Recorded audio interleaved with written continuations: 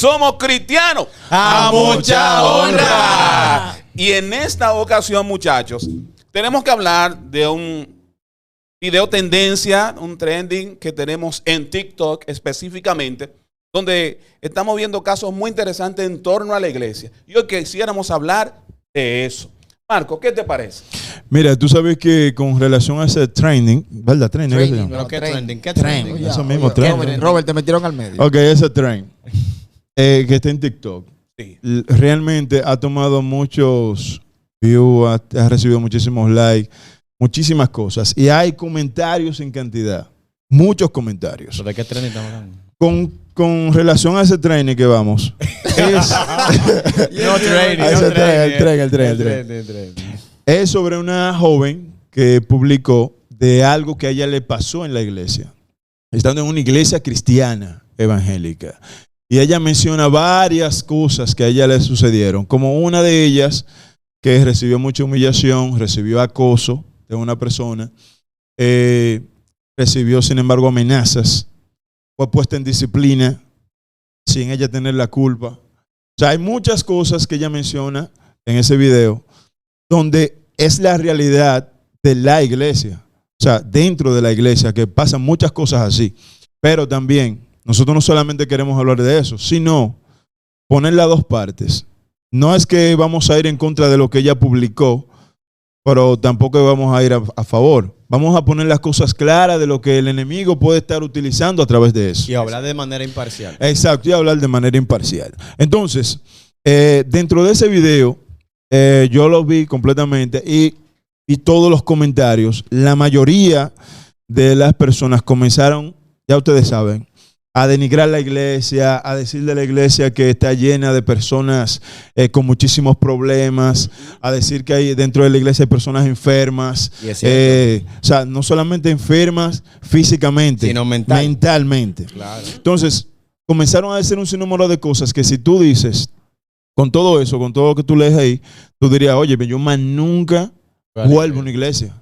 A ninguna, lamentablemente. Y humanamente hablando, tú lo pudieras decir así literal. No es que no voy a ir a una iglesia porque si yo estoy fuera de la iglesia y fuera de la iglesia pasan todas estas, perdón por la palabra, todas esas vainas, entonces yo quiero pasar a la iglesia donde yo estoy entendiendo que este tipo de cosas no deberían de pasar nunca. O muchas de esas personas lo que van a pensar no pasar a ninguna iglesia porque van a pasar solamente eso. Exactamente. Entonces, ¿qué hacen? Bueno, pero si yo estoy en lo mismo aquí afuera y lo mismo está pasando dentro, entonces me quedo normal aquí. Exacto. Y ahí entonces es la idea fundamental, y entiendo que es así, del enemigo. ¿Para qué? Para evitar que la persona hasta sea salva y sea restaurada en la iglesia. ¿De acuerdo? Dale, y mira Robert. que eso siempre ha pasado. Lo único que ahora tenemos redes sociales. Exacto. Pero siempre ha pasado temas con diferentes tipos de personas que están en la iglesia y le suceden cosas como esa. Por ejemplo, una de las casos es de una compañera que ella no va a la iglesia, pero conoce personas que viven cerca de su casa que van a la iglesia y son personas que ayudaban a la comunidad, sí. Buen testimonio y todo eso. Y de repente incluso tiene ese de los varones que tienen muchísimos hijos, como 7, 8, 9, y entonces dejar tu familia completa e irte y casarte con otra persona y entonces desentenderte totalmente de tu familia anterior, o sea que ni siquiera ayuda, nada de dinero. Entonces, una persona ve esto afuera y dice, loco, ¿y para qué yo voy a la iglesia? O sea, esa son la gente de adentro. Y sí, esa persona la conozco yo. O sea, que yo nunca ni siquiera voy a imaginar que eso va a suceder. O sea, tú sabes que uno de los estigmas, o vamos a decir, bueno, sí, estigma del cristiano es que el cristiano es sano, el cristiano hace lo bueno, procura hacer las cosas bien, procura hacer esto y esto y esto. Entonces, cuando una persona ve esto, porque no es ni siquiera un fallo, no es de que, no, pecó porque se acostó con alguien. Ni siquiera eso. Es algo como que tan drástico, una manera que el enemigo lo usa a esa gente de manera tan exagerada, tan extrema, que le hace abrir, o más vamos a decir, le nubla los ojos por completo a la persona de afuera. Porque, por ejemplo, hay incluso un documental que habla de eso, de un hombre que era cristiano, creo que incluso era alguien, un rango alto como líder o diácono, él dentro de la iglesia, y ese hombre se acostó con su hija. Y entonces la esposa sabía todo esto, que se estaba acostando con su hija, y no lo dejaba o no lo exponía porque la Biblia dice que no, o sea, no, mejor no de carta de divorcio.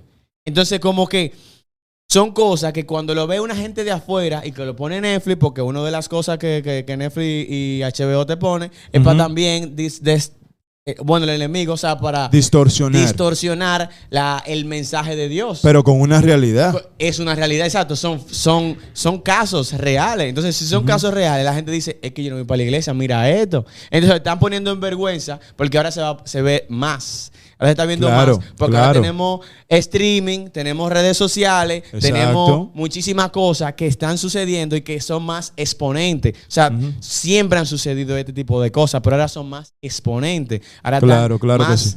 Desnudo, más visible, exactamente. Más visible, está desnudo. Sí. Mira, y es bueno mencionar porque tenemos que tratar de diferenciar las cosas dentro de lo que es lo que tiene que ver con la iglesia. En ese mismo caso, para no poner otro, esa mujer o cristiana, ¿verdad? Tenía todo el derecho, porque hay derechos terrenales, claro. ¿Me entiendes? Hay leyes las cuales nosotros también tenemos que regirnos por ella. Ella tiene todo el derecho, ¿me entiendes? De ella denunciar a su esposo, claro que estaba abusando con su hija, abusando de su hija. Y una de las cosas que yo mencionaba en el grupo fue con relación a con relación al tren. ¿Por qué? Porque ella tenía todo el derecho, esa joven, de denunciar a la persona que la estaba acosando. Exacto. 100%. Eso no tiene nada que ver con el evangelio, ni la Biblia, ni nada de esa pendeja. ¿Me entiendes? Tienes todo el derecho de denunciarlo. ¿Por qué? Porque una persona que te está acosando es una persona que te está restringiendo tus derechos, ¿me entiendes? Y tu libertad.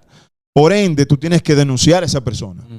¿Me entiendes? Y tú puedes poner una querella y una orden de alejamiento. Pero que no, que son cristianos, no me importa. Lamentablemente usted no me está dando a entender, como mencionaba Pierina en un post anterior, de que tú tienes que demostrar lo que realmente tú eres. Entonces tú a mí no me estás demostrando con ese acoso que me tienes, esa persecución que me tienes, en el caso de la joven, tú no estás demostrando lo cristiano que tú eres. Tú estás demostrando lo endiablado que tú estás. Exacto. ¿Me entiendes? Entonces, por ende, eso es uno de los motivos que yo tengo para ir y denunciarte. ¿Me entiendes? Que fue una de las opiniones que yo dije, pero ven acá, ¿y por qué entonces ella no cedió? No, todo se quedó callado. Pero para el colmo de los colmos y para peor, o sea, dentro de la misma iglesia, ella da a conocer lo que le está pasando. Entonces vemos unos cuantos ahí líderes, ¿me entiendes? Que entienden que ella es la que está mal porque ella lo puede estar seduciendo. ¿Pero por qué? Tú tienes que ver todas las cosas de diferentes puntos de vista. ¿Por qué tú tienes que centrarte en que ella es la que lo está acosando? Exacto. Cuando viene a ver esa persona lo que tiene endemoniado, aparte que tiene endemoniado, tiene un problema sexual, tiene un problema psicológico. ¿Me entiendes? Entonces, ese tipo de cosas hay que diferenciar. Los cristianos, nosotros cristianos, tenemos derechos humanos también. ¿Me entiendes? Que tenemos toda la oportunidad de decir, no, si Samuel, yo siento que Samuel está persiguiendo a mi hija, un ejemplo, o le está acosando, lamentablemente puede ser hijo del pastor, le puede ser hijo del apóstol, que quien sea. Yo lo voy a denunciar. ¿Por qué? Porque mi hija no se está sintiendo como una persona normal, se está sintiendo, óyeme, acusada, frustrada, traumada por una persecución de un hijo, de un supuesto pastor. Literal, que te voy a meter preso. Y Dios que me agarre santiguado. Que yo lo que voy a hacer es que te voy a santiguado. Que yo lo que voy a hacer es que te voy a poner una denuncia. Pero vamos a ponerlo al extremo. Imagínate que hubiese pasado eso mismo, esa joven, siendo mi hija. ¿Qué tú crees que yo voy a? ¿Cómo tú crees que yo voy a reaccionar? Si yo no estoy bien orado, si yo no estoy bien consagrado en Dios, que por eso que digo santiguado, si yo no estoy tratando de convertirme un poquito más cada día, a Samuel yo lo voy a mochar. ¿Entiendes? Dale, Paul. Mira, yo aprovecho en público porque escuchándote a ti y escuchando a Robert, en realidad es como si se estuviese creyendo la tendencia de lo que está pasando. Vamos a ver, cuando se rompen algunos procesos, eso tiene. Pero no estoy diciendo que la joven se victimice. Pero hay una serie de secuencias que van todas alrededor de personas de que les cortaron el cable del micrófono, una serie de cosas. Sí, ya menciona varias cosas, sí, ya lo menciona. Que van como trabajando hasta llenar una copa. Ahora, lo interesante del caso es que ella sale, esta información sale esto, la gente se sensibiliza, pero la iglesia ya tiene fallos. La iglesia no es perfecta. No, claro que no. Y la cosa hay que hacerla de manera... Nosotros tenemos una naturaleza un poco medio extraña, que cuando llegamos a la iglesia no nos podemos formar porque a veces nos victimizamos. A veces no confrontamos. Porque yo te voy a decir una cosa, si alguien de un ministerio donde tú estás hizo algo malo, eso hay que exponerlo. Claro, no necesariamente una persona tiene que quedarse callada porque alguien dentro de un ministerio hizo algo incorrecto. Las cosas malas hay que denunciarlas, hay que ser frontal desde el principio. Claro, es mi manera de cómo yo verlo para que las cosas no lleguen a peores. Claro, totalmente de acuerdo. ¿Me entiendes? Entonces, ¿qué es lo que se está viendo? Se está viendo una serie de eventos que le ocurrieron a una persona que ya me luce, que está en el mundo y que hay muchas personas apoyándola porque por su buena decisión de mejor quedarse en el mundo. Cuando no es así. Yo te voy a hablar un ejemplo y quiero quizás que nosotros hablemos de nuestra experiencia dentro de la congregación. La iglesia no es perfecta. En la iglesia yo particularmente he encontrado algo que en el mundo no encontré. Yo encontré familia, he encontrado un apoyo, he encontrado personas que no tienen que ser necesariamente como uno quiere que sea, pero ahí me llevó el Señor. Y nosotros tenemos que reenfocar lo que sea. Es que incluso la iglesia en la forma de la confrontación tiene procedimientos, tiene pasos. Cuando algo malo, tú tienes que buscar un testigo. Si Marco me hizo algo malo a mí, yo hablo, voy...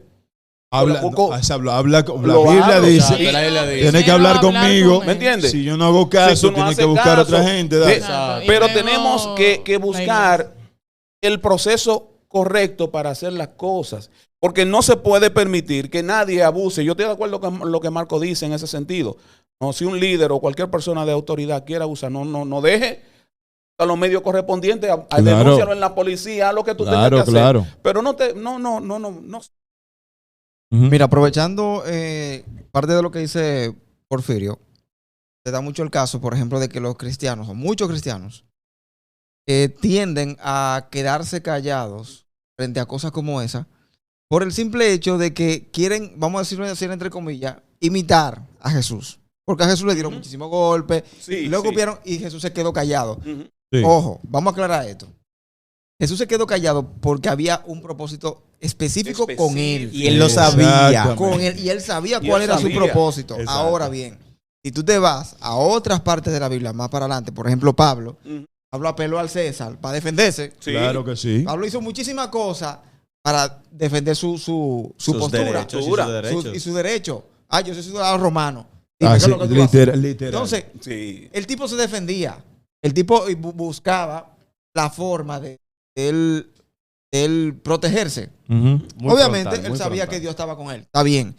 Pero no vamos a confundir el hecho de que porque Jesús se quedó callado y no hizo nada. No, Jesús tenía su asunto aparte. El ponerle otra mejilla. Sí, pero que con Jesús en particular, había un propósito. Y él lo sabía. Exacto. Él sabía que debía quedarse callado. Él sabía para dónde iba ya. O sea, por más que Jesús gritara, pataleara, qué sé yo, que la mente de Jesús estaba a cumplir el propósito que Dios le mandó. Y además que, o sea, si yo sé que tú eres malo, mi papá es Marcos, y Marcos sabe que Samuel es malo. ¿Para qué razón? Yo siendo, digamos, en una comparación súper abismal, yo siendo Jesús, ¿para qué yo voy a exponer a Samuel cuando a quien yo debería de exponer, prefiero, a quien yo debería decirle que Samuel es malo es a mi papá, que se supone que es Marcos. Y si Marcos lo sabe, ¿para qué yo lo voy a volver a decir? Y al final yo voy a morir por él. Exacto. Entonces, por eso Jesús obviamente no iba a hacer nada de lo que dijiste, de ir y a exponer a una persona o ir y a llevarlo a la justicia como lo hizo Pablo, porque como tú dices, ese no es el motivo por el cual Jesús descendió a la tierra. Exactamente. ¿Tú sabes qué? Y es cierto, hay muchas cosas que pasan dentro de la iglesia. Muchas. Y una de las cosas que bíblicamente está registrado, en el arca de Noé había de todo tipo de animales, de todo tipo de aves, ¿sí? Inmundos y no inmundos, de todo tipo. La iglesia representa un arca de Noé.